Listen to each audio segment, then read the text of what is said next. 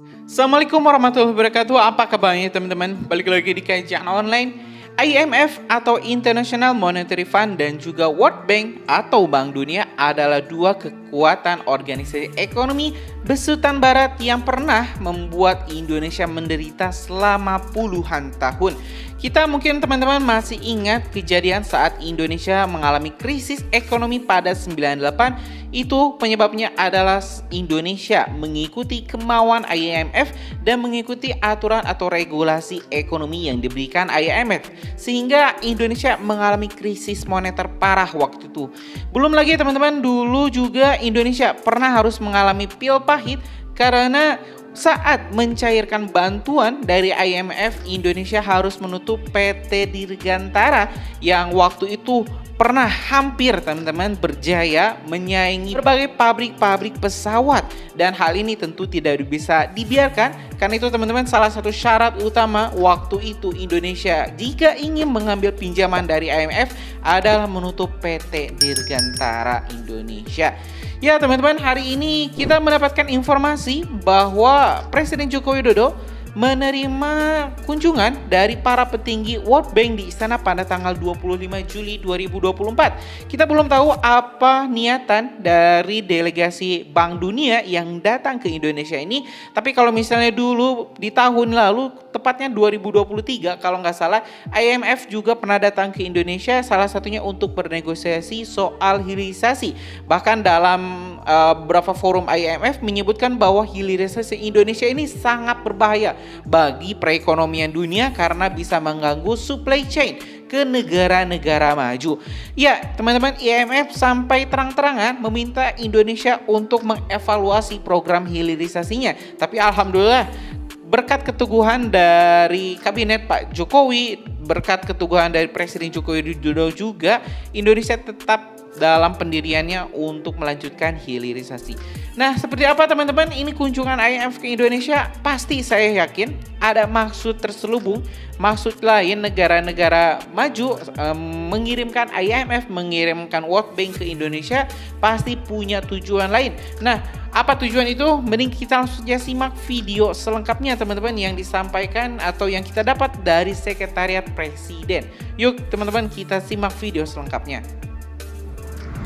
Ya, Assalamualaikum warahmatullahi wabarakatuh. Salam sejahtera bagi kita semua, teman-teman media cetak, media elektronik. Tadi Bapak Presiden menerima Managing Director dari World Bank, Ibu Ana, didampingi oleh World Bank Jakarta. Dan dalam pertemuan tersebut, World Bank mengapresiasi pertumbuhan ekonomi Indonesia yang stabil di atas 5% dan dengan tingkat inflasi yang rendah. Nah, World Bank mengapresiasi pertumbuhan kita yang 5,11 dan inflasi 2,58. Dan World Bank mengatakan pertumbuhan ekonomi global tahun ini sekitar 2,6 sampai dengan 2,7, dan juga diperkirakan pertumbuhan tahun depan juga di bawah 5%, sekitar 4,8%. Namun pertumbuhan Indonesia tidak termasuk yang rendah. Jadi pertumbuhan Indonesia tetap sekitar 5%. Nah, oleh karena itu World Bank juga mengapresiasi program-program yang dilakukan oleh pemerintah, antara lain pengurangan kemiskinan dan juga program-program yang terkait dengan infrastruktur untuk pertanian, termasuk dengan irigasi yang tadi delegasi World Bank dari Lombok dan melihat bagaimana pendapatan petani meningkat dan juga irigasi berjalan dengan baik. Kemudian juga hasil daripada pertanian mendongkrak nilai tukar petani. Nah, World Bank juga mengapresiasi program stunting yang dilakukan oleh Indonesia, Early Childhood Program, dan Indonesia bisa mengembangkan program dalam skala besar.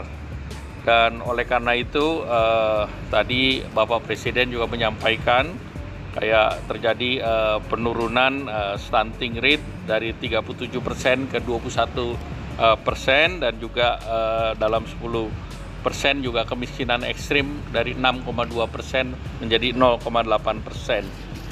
Nah, terkait dengan program tersebut, Bapak Presiden juga bercerita mengenai program Village Dana Desa, di mana dana desa yang sebesar 71 triliun dipergunakan untuk berbagai kegiatan di pedesaan, termasuk untuk mengurangi daripada stunting.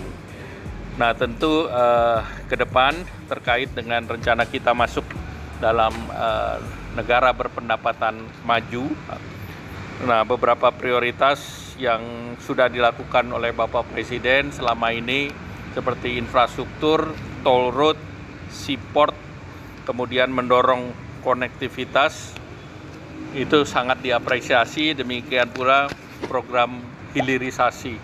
Dan Bapak Presiden menyampaikan ke depan food resiliency dan green energy menjadi penting, karena Indonesia punya juga program terkait dengan energi bersih, antara lain hydro, solar, geothermal, dan juga dari World Bank mengatakan juga pentingnya untuk pengembangan transmisi, infrastruktur transmisi listrik.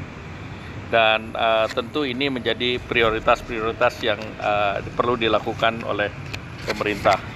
Bapak Presiden juga mengingatkan bahwa transisi energi perlu mementingkan harga yang affordable bagi masyarakat.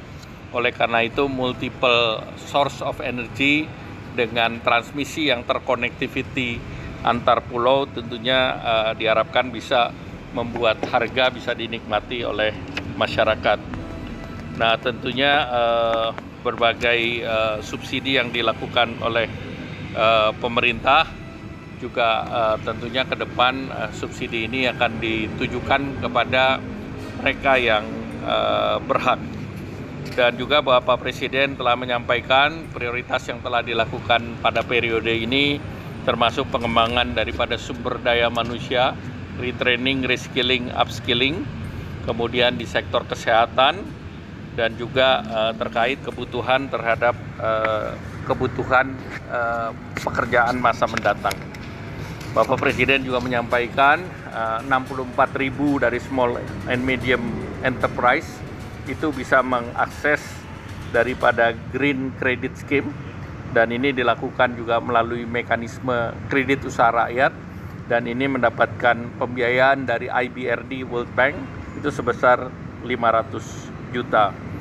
Nah, kemudian tentu dari World Bank juga mencatat beberapa program yang untuk mendukung infrastruktur listrik. Ada beberapa best practice yang dilakukan di India, di mana India juga bisa mencari fund sejenis PLN, namun fund tersebut di backup atau didukung oleh World Bank. Dan selanjutnya Bapak Presiden juga mendorong bahwa kebijakan kita di bidang penanganan sustainability, termasuk pengembangan daripada nursery, di mana di berbagai lokasi nursery itu menghasilkan seed atau tanaman yang dalam skala besar, seperti di IKN sekitar 15 juta seed, dan juga di beberapa daerah termasuk di Bali sekitar 6 juta seed per tahun. Oleh karena itu dari World Bank merasa bahwa program yang dilakukan oleh Indonesia adalah program yang sifatnya masif, skala besar, dan juga dengan masif dan skala besar itu diharapkan bisa menjadi percontohan untuk negara-negara lain di luar Indonesia. Demikian, terima kasih. Ya teman-teman, barusan kita telah mendengarkan ini pernyataan atau penyampaian dari Menko Perekonomian Airlangga Hartarto yang menerangkan terkait kunjungan delegasi World Bank ke Istana Negara untuk menemui Presiden Joko Widodo. Yang jelas teman-teman, yang pertama ini World Bank begitu mengagung-agungkan pertumbuhan ekonomi Indonesia. Di awal Pak Airlangga mengatakan bahwa ini delegasi World Bank memberikan pujian setinggi-tingginya kepada pemerintah Indonesia yang memang pertumbuhan ekonominya stabil di angka 5% dan inflasinya hanya di angka 2% lebih. Dan di saat itu dunia menghadapi krisis. Kalau misalnya kita lihat Eropa pertumbuhannya itu hanya 0,8%, Amerika juga sama teman-teman, tapi Indonesia mencatatkan rekor yang sangat baik dan tentu ini menimbulkan anomali ekonomi, ketakutan negara-negara barat kalau misalnya Indonesia dibiarkan. Diprediksi pada 2045 Indonesia bakal menjadi kekuatan ekonomi terbesar kelima dunia, bahkan menyaingi mayoritas negara-negara Eropa dan menyisakan kalau nggak salah yang pertama itu China, yang kedua itu adalah India, ketiga itu adalah Amerika Serikat, yang keempat saya lupa teman-teman, dan kelima itu adalah Indonesia. Nah, ini tentu akan menimbulkan perubahan ekonomi yang sangat besar teman-teman di dunia dan Indonesia bakal jadi pemain utamanya.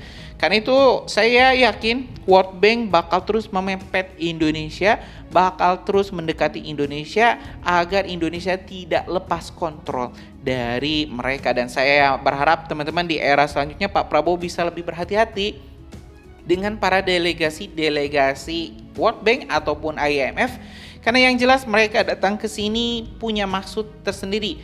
Pinjaman-pinjaman mereka itu punya maksud lain, ya. Berbeda kalau misalnya kita pinjam dengan China itu bisnis to bisnis, tapi kalau misalnya kita pinjam ke Amerika atau ke Eropa, politiknya juga mereka masuk ke sini. Mereka pengen ngedikte kita, aturannya pengen aturan mereka. Jadi ya janganlah kita mengulang kesalahan kita pada era Pak Harto dulu meminjam uang ke IMF dan ke World Bank. Itu mungkin teman-teman informasi kita hari ini. Terima kasih. Assalamualaikum warahmatullahi wabarakatuh.